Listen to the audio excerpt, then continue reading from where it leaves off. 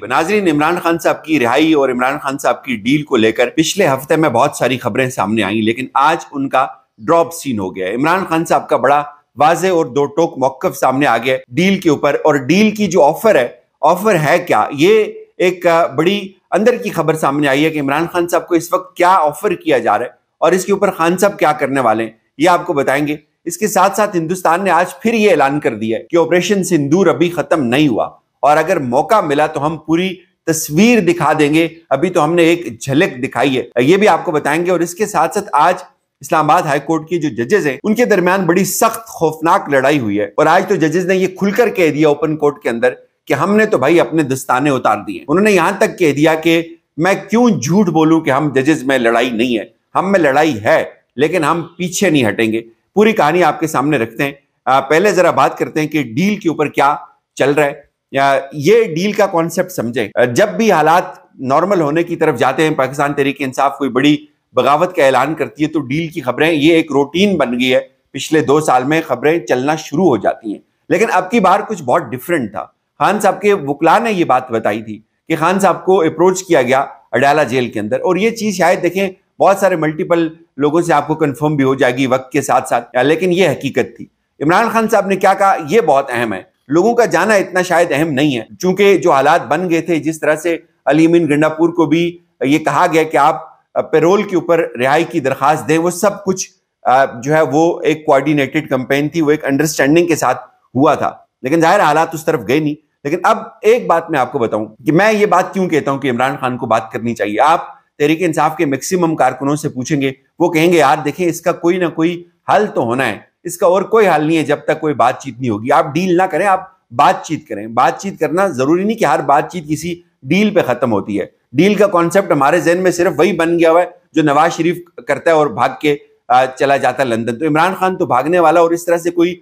Deal करने वाला आदमी नहीं है। तो हमें बातचीत जरूर करनी चाहिए तहरीक इंसाफ को, क्योंकि सबसे ज्यादा नुकसान किसका हो रहा है, या कारकुन का हो रहा है या खुद इमरान खान साहब का हो रहा है। बीच में जो लोग हैं, जो लीडर हैं, आपको कोई नजर आया लीडर यास्मीन राशिद और चीमा साहब के अलावा और चंद चौधरी साहब के अलावा और चंद एक लोग हैं, उनके अलावा बाकी तो कारकुन सारे पिट रहे हैं ना। सफर कौन कर रहा है? इमरान खान का कारकुन सफर कर रहा है। तो इस डील के प्रोसेस को स्पॉइल करने वाले बहुत ज्यादा लोग हैं, डील बनाने वाले बहुत कम लोग होंगे, ये भी आप नोट कर लें।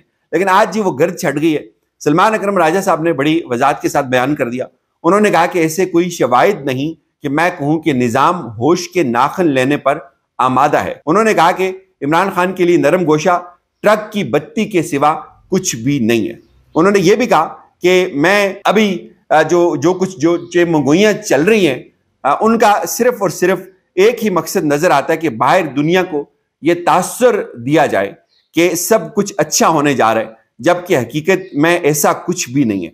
इमरान खान के लिए कोई नरम गोशा मौजूद नहीं है। मालिक साहब ने खबर दी है। मालिक साहब बड़े करीब हैं बड़े हलकों के। उन्होंने जो बात की, उन्होंने कहा जी कि एक ऑफर जरूर मौजूद है। इमरान खान तक ये ऑफर पहुंचाई भी गई है, और वो ऑफर ये है कि आप अगले इलेक्शन के जो SOPs हैं उसके ऊपर बात करें। उसमें एस्टेब्लिशमेंट कोई मुदाखलत नहीं करेगी, और वो तमाम जो SOPs हैं, तमाम तर जो बातचीत है, जो रूल्स आप तय करेंगे, वो सियासतदान आपस में बैठकर तय करेंगे। ये मालिक साहब के बकौल ये ऑफर मौजूद है। लेकिन मुझे क्यों लगता है कि ये ऑफर भी कोई इतनी बड़ी पायदार ऑफर नहीं हो सकती। उसकी वजह यह है कि सियासतदान किन के हाथ में है।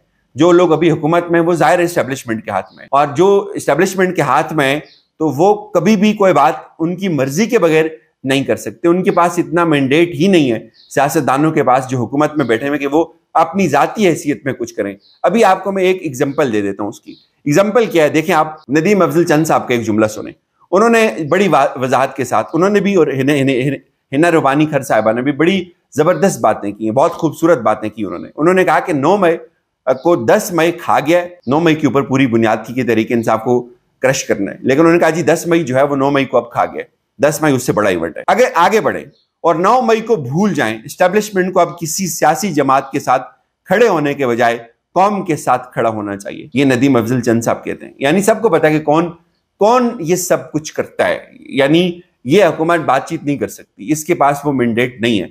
हिना रबानी खर ने भी यही बात की। उन्होंने कहा जी कि एस्टेब्लिशमेंट को अवाम के साथ जाना चाहिए। अवाम कहां पे खड़ी है ये आपको पता है, ये पूरी दुनिया को पता है। پورے پاکستان کو پتا ہے، یہ اسٹیبلشمنٹ کو بھی پتا ہے کہ عوام کہاں پہ کھڑی ہے. لیکن ظاہر ہے ڈیل مجھے نہیں لگتا کہ اب وہ ڈیل کریں گے. خان صاحب کی کوئی ڈیل کا موڈ نہیں ہے. انہوں نے یہ کہہ دیا ہے کہ آپ اپنی تیاری کریں تحریک کی، اور تحریک کی جو تیاری ہے وہ اس کے اوپر کوئی تاخیر نہیں ہوگی، اس کے اوپر کوئی کمپرومائز نہیں ہوگا. تو ایسے نظر آ رہا ہے کہ یہ سب جو ہو رہا ہے یہ صرف اور صرف ایک ٹائم پاس کرنے کے لیے ہو رہا ہے. اب یہ امپریشن آ رہا ہے چونکہ چیزیں اتنی زیادہ ہو رہی ہیں، اتنی تیزی سے بھی ہو رہی ہیں کہ ان کی سمجھ نہیں آتی ایک دم سے.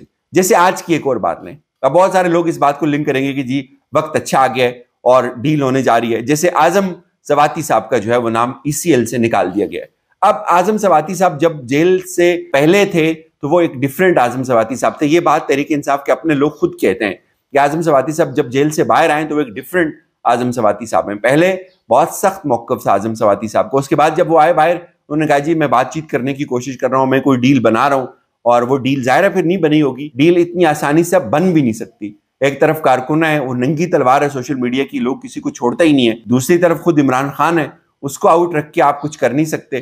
اور اب اعظم سواتی صاحب کو جو ہے وہ یہاں پہ ایک بریک تھرو ملا ہے. بہت اچھی بات ہے، ان کو ملنا چاہیے، ان کا حق ہے. ایسے بہت سارے اور لوگ ہیں جن کو ECL کے اوپر رکھا ہوا ہے، لیکن آپ اس کو ڈیل کے ساتھ نہیں جوڑ سکتے. ڈیل اب ایک ہی صورت میں ہو سکتی ہے کہ کچھ عمران خان صاحب مان جائیں، کچھ اسٹیبلشمنٹ مان جائے. لیکن مانیں گے کس بات کے اوپر؟ مانیں گے عمران خان یہ کہیں گے کہ یہ مینڈیٹ واپس کرو، 26ویں آئینی ترمیم واپس کرو. یعنی عمران خان وہ تمام باتیں کریں گے جن باتوں کے اوپر یہ پورا موجودہ نظام کھڑا ہے، یہ پورا سٹرکچر جو بنایا گیا وہ کھڑا ہے. اس تمام فیک باتوں کے اوپر عمران خان تو اس کو گرانے کا مطالبہ کرے گا.